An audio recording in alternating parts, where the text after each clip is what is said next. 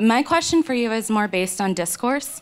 In a climate right now with what's going on outside and what can happen in here, the word bigot being thrown around, how do we maintain a level of intellectual discourse that keeps conversation happening instead of not happening? This use of the word bigot, you got to be very careful, because when I was here at Dartmouth, I was a freshman here in the aftermath of what's called the Berkeley free speech movement.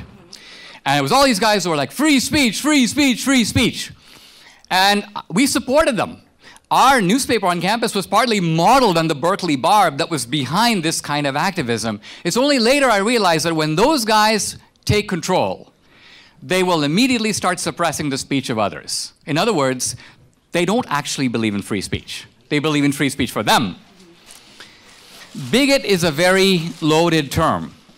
And because it has real sting and applies to real people, there's an effort to try to pin it on people.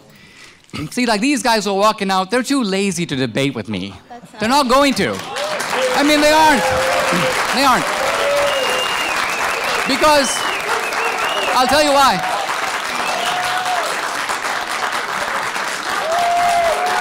Hold on. Look, I'm here.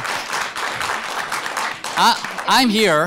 This institution, though, you would, I mean, think about that. Like, if you respect the institution and the standards that this institution upholds, for you to say that they're lazy is kind of a bit. I'm not saying that they're line. lazy people. I'm simply saying that they are not willing to do the intellectual work to stand up face to face with me. I know why. Dinesh is right. I know why they just walk in front of Dinesh and have their sign and try to disrupt his presentation, his conversation with this woman. I know why they just their plan to do that. They're taught that's how you disrupt free speech or someone who's saying something you don't agree with. What they're not taught, and what our kids are not taught these days, is how to stand up and ask the questions, how to stand up without personal attacks, without violence, without disruption, to ask the question, get involved, be a part of the conversation. Don't be a part of shutting down and censoring when it comes to things you don't agree with. So when Dinesh challenged them and said, look at these people, they're walking out and they're not even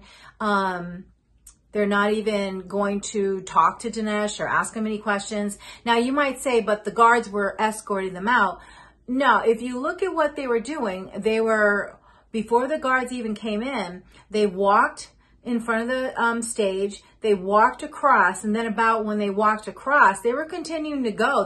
You can tell their plan was just to walk through and leave. And then the guards just made sure they left, and then at least that's what I saw and felt. They were not planning to have a conversation or engage with Dinesh on anything they disagree with him saying. This woman was at least asking questions. Now, the one thing that was kind of funny to me is the one thing she got out of that whole thing that was going on was that Dinesh called them lazy, but he did not call them lazy. What he's trying to say is that they're just there to disrupt free speech. Right? They're there to shut him down, but they're not there to engage in conversation. They're afraid to engage in conversation because a lot of times they don't even know what they're trying to shut down, what speech they're trying to shut down. They're just being told to go out and do this, and they're probably getting paid. Some people are probably getting paid to do it too.